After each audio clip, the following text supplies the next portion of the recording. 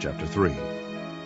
In those days came John the Baptist, preaching in the wilderness of Judea, and saying, Repent ye, for the kingdom of heaven is at hand. For this is he that was spoken of by the prophet Isaiah, saying, The voice of one crying in the wilderness, Prepare ye the way of the Lord, make his paths straight. And the same John had his raiment of camel's hair, and a leathern girdle about his loins, and his meat was locusts and wild honey. Then went out to him Jerusalem and all Judea, and all the region round about Jordan, and were baptized of him in Jordan, confessing their sins.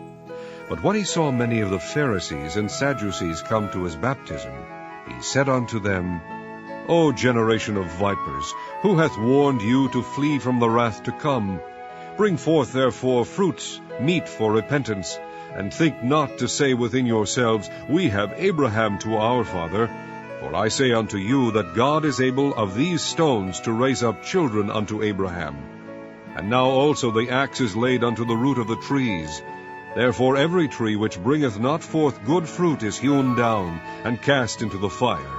I indeed baptize you with water unto repentance, but he that cometh after me is mightier than I, whose shoes I am not worthy to bear.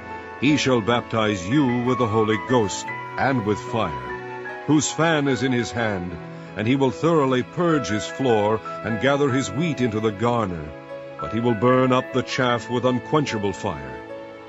Then cometh Jesus from Galilee to Jordan unto John, to be baptized of him.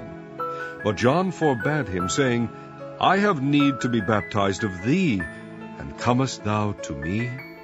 And Jesus answering said unto him, Suffer it to be so now, for thus it becometh us to fulfill all righteousness.